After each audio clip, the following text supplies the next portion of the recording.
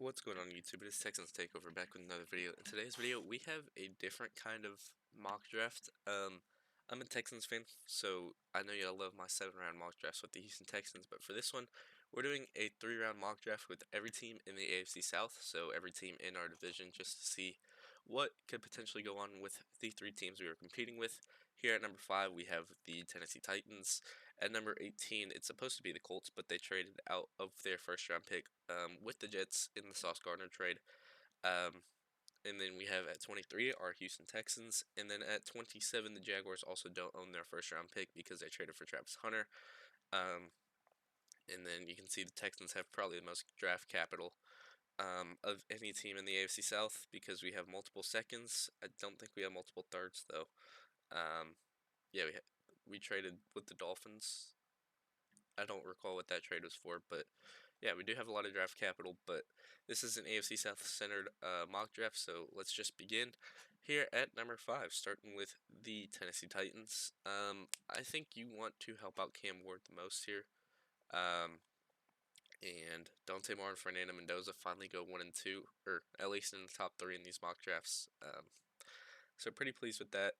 I just talked about it. I think your goal for Tennessee is to invest in the offensive line later in the draft. Really help out Cam Ward because there's not really a great offensive line class or a standout offensive lineman unless you want to say Francis Mainoa is that. Um, but I think your goal in this draft is to help out Cam Ward. And I think seeing what happened with your number 1 wide receiver in Calvin Ridley, what happened to him this year with him just not being healthy all year, I think you're gonna you know opt for reliability over or availability over talent. And I think the talent gap between Tate and Tyson isn't that significant, but I think Cardinal Tate's also a lot more of a reliable receiver in terms of being out there on the field. So I think that's why you go with him um, in the first round, pick 5. I think you could trade up if you want to get a Ruben Bain if you don't think he's going to fall to you. Obviously, that one against the Chiefs kind of just knocked you down a spot where you're in a prime position to, at number 3, go with an edge rusher, go with the wide receiver, trade down a little bit, still get a wide receiver. So kind of screwed them up winning against the Chiefs there, but you still get a great player at number 5 in Cardinal Tate who can line up anywhere you want him to. I know it says not many slot yards, but he had a lot of slot receptions in 2024, I believe. Graded out really well this year alongside Jeremiah Smith. Ohio State receivers always just project well in the NFL, and I think Cardinal Tate is no different. And I think he'll be a reliable wide receiver that's going to be out there on the field for you. So that is why I made that pick there. Here at number 23 with the Houston Texans, I don't think this is really a debate. I think if Cade McDonald and Ione are there, those are the 2 that you're looking at. I know it may seem suspicious that I'm looking at the 2 highest graded, but you can see who went. Maui Noah and Fano both went, so 2 tackles that could, Maui Noah could potentially play guard. Fano's going to be a tackle, but 2 guys that you could look at on the offensive line have went. I think you need help at that guard position if you're debating switching Titus Howard back out to tackle. Or if Ed Ingram walks in free agency, you can't really predict what's going to happen. But I also think you could bolster the interior or defensive line with the better run stopper because Tim Settle went down with injury. Mario Edwards went down with injury, so we're down to Naquan Jones, Tommy Togiai, and Sheldon Rankins as our kind of rotation. We also picked some guys up off the waiver wire this week. So yeah, it's really a debate between these 2 for me. And I think O-line should be the priority, so that's why I am going with Ione there at number 23. Um, Here at number 37 with the Tennessee Titans, I talked about it. You need help on the offensive line. I really like Jennings Dunker as a player. I don't think he'll go in the first round just because he looks more of a tackle than, as a guard than a tackle, but has great film in college, played right tackle. I expect him to play across the entire offensive line in the NFL. I think he'll be more of a guard than a tackle. So, yeah, but I think at number 37, you definitely get your value of that pick here. So yeah, I'm going with Jennings Dunker. And then here at number 39 with the Houston Texans, I had this combo in a mock draft not too long ago. and that is Ione paired with an interior defensive lineman who's been great for Oregon this year, and that is Amari Washington. Um, so yeah, that's gonna be my pick. Um, so far you can see the Colts have had nothing. The Texans have had Ione and Amari Washington, so you're really bolstering the interior if you're Houston, and then the Titans are just trying to bolster their entire offensive unit. Here at number 50 with the Colts, I think one thing you could say is that their secondary has not been great, but also their offensive line has not been great throughout this entire year. So you could look a lot of different areas here. I do think the offensive line needs a bolstering.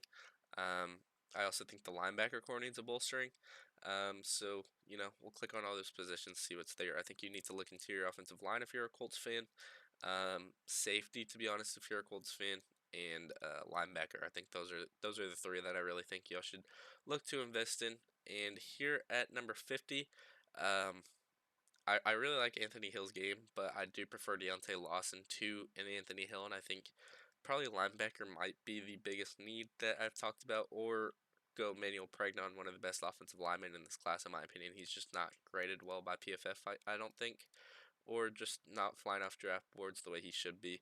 And you could use help on that offensive line because right now it's Quentin Nelson versus everyone else because Bernard Ryman got hurt.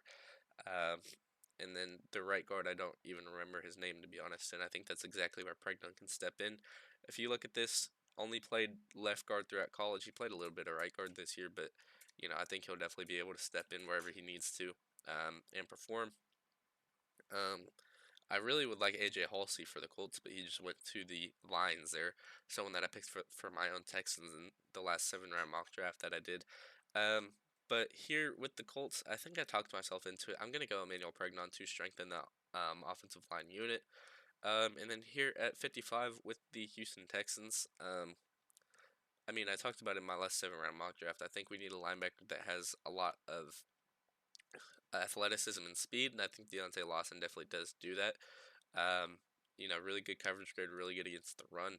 Not really a pass rusher from the linebacker position, but that's not what the Texans need. And I think you could look center too. If you don't get one in free agency, like a Connor Lew, Jake Slaughter, these two have been in a part of my last mock drafts as well. I think I'm starting to prefer Slaughter a little bit over Lew. I watched their games a little bit after I posted that video last night. Not too much at all. Probably, I think, like a game and a half of both. But putting them side by side, I do think I prefer Jake Slaughter just a little bit more. But yeah, I think I talked myself into it earlier. I'm gonna go Deontay Lawson here at number 55 with the Houston Texans, and I think that's a great pick for them. Here at number 59 with the Jacksonville Jaguars, I think this is another spot you can consider going safety. I think this is another spot you can consider going offensive line. So it's really just what you want to do. You can also go with a defensive lineman here with the Jacksonville Jaguars. I think they could use help on the interior because Rick Armstead is aging a little bit. So, you look to the defensive lineman. I see Dominique Orange there. And these guys are becoming to be a little thick and thin. You have your Dominique Orange, and then I think it is a significant drop off in this class. Maybe Skylar Gill Howard's the guy that moves up a little bit, or Joel Jackson Jr. just because he can stop the run very well. He has good size. And then CJ Fight, I don't see it in him. Little small, little undersized. I get the film's decent. Um, Obviously at Arizona State playing decent competition in the Big 12, but just undersized. Got to go Howard at least. Undersized, but he can get to the quarterback. He shows you things that you want from an interior defensive line every single down. But that undersized is definitely going to keep him back a little bit. I just like his ability to use his hands and pressure the quarterback. But um, yeah, I think it is very important. If you're looking at a guy that with size, you look at Rayshon Benny, who has insane size and insane athleticism for that size. Maybe some team gets a steal down the board. Um, but yeah, I think it is important to invest in your defensive line, get someone that can play that three tech after Rick Armstead does leave. And I think Dominic Orange is significantly better than any other player in this class. Maybe Albert Regis should be up there a little bit, but again, undersized. A lot of these guys in this class at these big positions are just undersized. You look at the edges. Derek Moore is the only true guy that really shows out as an edge rusher. A lot of guys earlier on are just true pass rushers like a David Bailey or a Romello Height. I just picked on the Texas Tech guys or Cassius Howell even.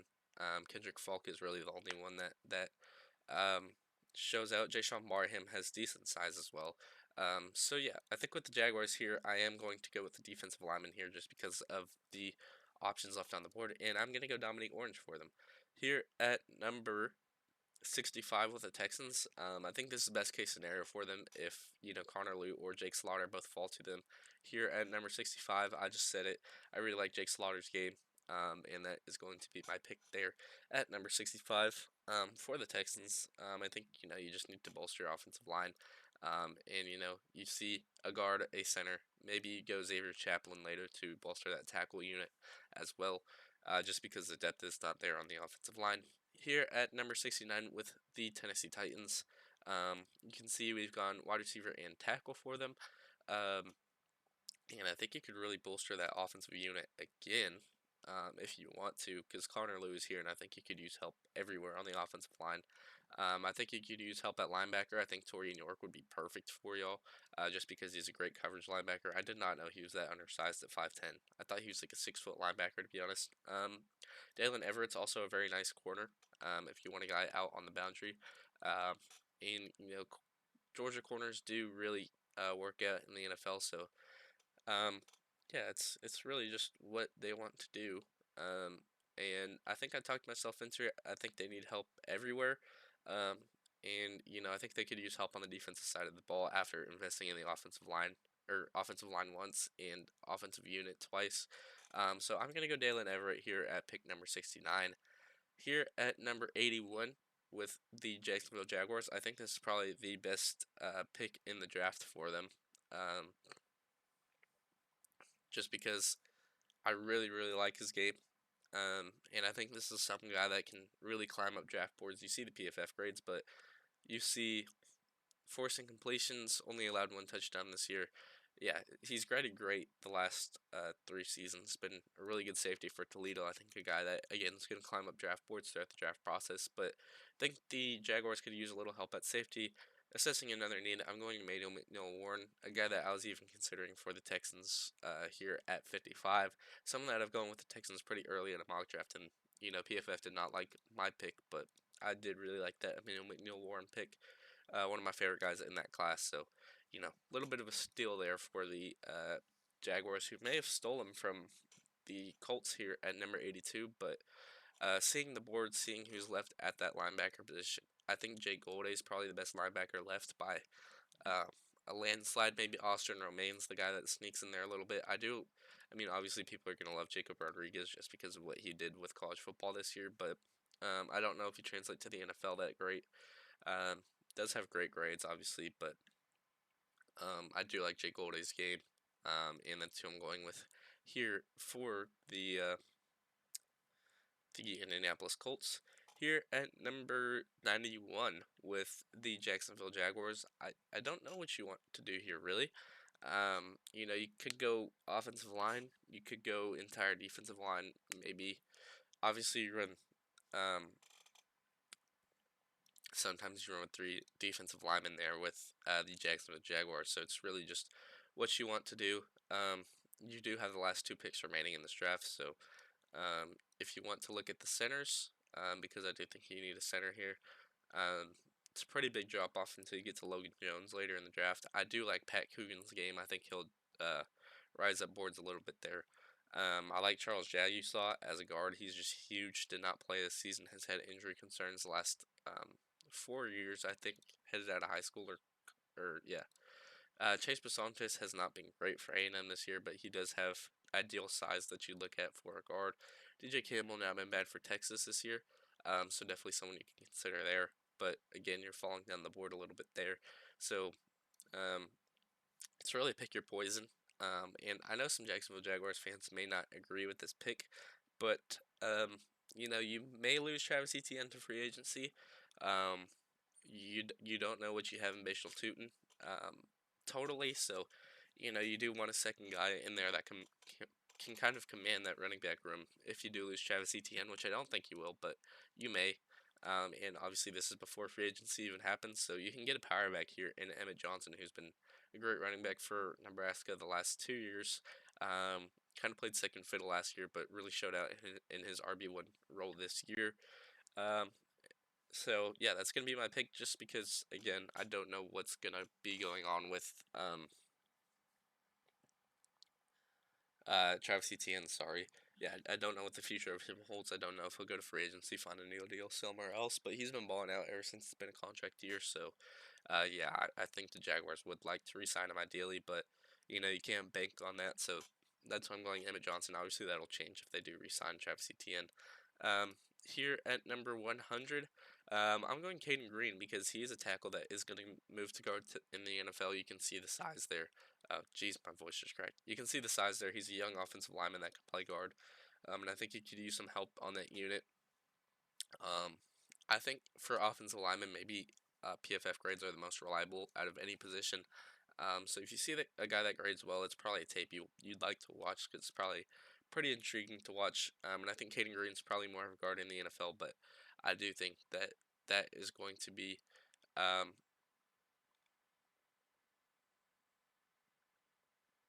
that is going to be my last pick. Sorry, I was trying to read why I can just see all the all the picks that I had, but apparently you can only pick up to 3 teams.